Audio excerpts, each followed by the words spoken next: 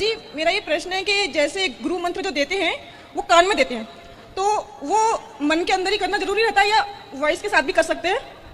अंदर ही रखें तो अच्छा है। तो महाराज जी वो होता ही नहीं, स्टॉप हो जाता है। नहीं, मुंह चलाते रहो, अंदर धीरे धीरे नहीं होता है महाराज जी, वो ऐसे हैबिट पड़ गई है कि उसको वो आवाज के साथ ही होता है। तो ठीक है, जैसा आपका अभ्यास है वैसा कर लो। मतलब उससे कोई दोष नहीं लगेगा? दोष नहीं है, पर फिर भी मर्यादाएं हैं सब चीजों की कि क्या सुनाना है क्या नहीं सुनाना। मेरा जो गुरु मंत्र जब तो मेरी बेटी तो सुनती है ये। अच्छा है, कोई दिक्कत नहीं है। अच्छा, भगवान का नाम सुन रहे हैं, कोई बुराई नहीं है। गुरु मंत्र नहीं बताना चाहिए किसी से, ये मान्यता भी गलत है। भाई आपने अपना गुरु मंत्र किसी से कह दिया। एक बार हमारे श्री रामानुजाचार्य जी हैं, श्री संप्रदाय के स्तंभ श्री रामानुजाचार्य जी भगवान को उनके गुरुजी ने गुरु मंत्र दिया और गुरुजी ने कहा सुनो किसी से बोलना मत। क्यों गुरुजी? बोले ये बड़ा पावरफुल मंत्र है, तुम जपोगे तुम्हारी सदगति हो जाएगी। अच्छा गुरुजी, और कोई सुनेगा? तो बोले उसकी भी हो जाएगी। तो रामानुजाचार्य जी चढ़ गए मंदिर के शिखर पर और वहां सवेरे 4 बजे जो अपना गुरु मंत्र बोला, सुनो गांव वालों सुनो, 72 लोगों ने सुना। फिर गुरुजी आए, डांटे, यहाँ नीचे उतर, नीचे उतर। मना किया था, ऊपर गोपुर में चढ़ के बोल रहे हो, नरक जाओगे नरक, गुरुजी की आज्ञा का तुमने उल्लंघन कर दिया। गुरुजी रामानुजाचार्य स्वामी जी ने कहा गुरुजी मैं नरक जाऊंगा? हाँ तुम नरक जाओगे। गुरुजी यदि मेरे एक आदमी के नरक जाने से 72 लोग भगवत धाम को जाते हैं तो मैं नरक जाने को तैयार हूं।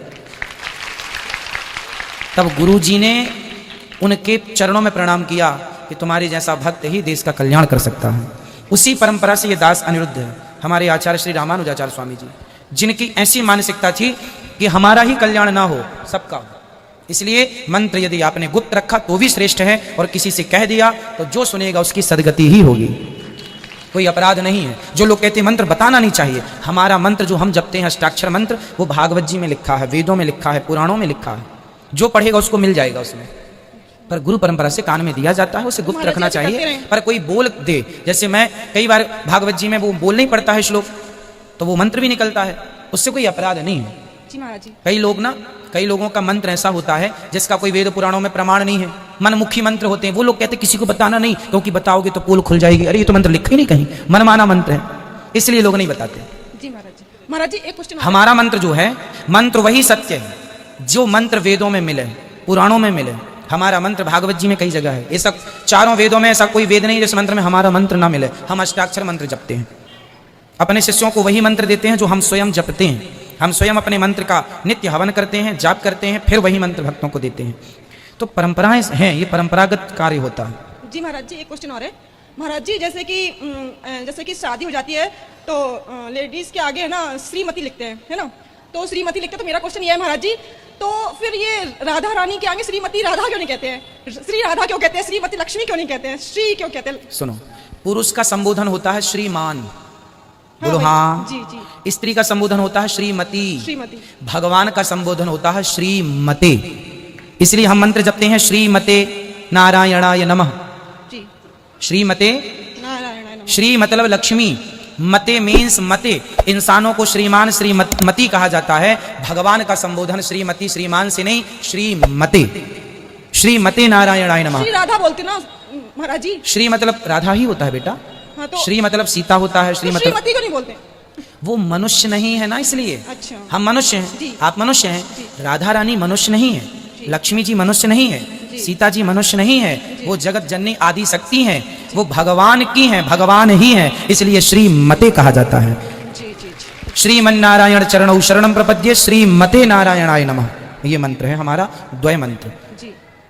मूल मंत्र हमारा 8 अक्षर का है, द्वय मंत्र ये है श्रीमन्नारायण चरणौ शरणम। देखो हमारे मंत्र में क्या अर्थ, हमारे मंत्र का अर्थ क्या? श्रीमन्नारायण, हे श्रीमन, श्री मतलब लक्ष्मी, सहित नारायण, श्रीमन्नारायण चरणौ शरणम प्रपद्ये, हे प्रभु हम आपके चरणों की शरण ग्रहण करते हैं। श्रीमते नारायणाय नमः, हे प्रभु हमें स्वीकार कीजिए, हमारे अपराधों को क्षमा कीजिए। श्रीमते मतलब, मते मतलब भगवान, इंसानों को श्रीमती, श्रीमान, भगवान को श्रीमते।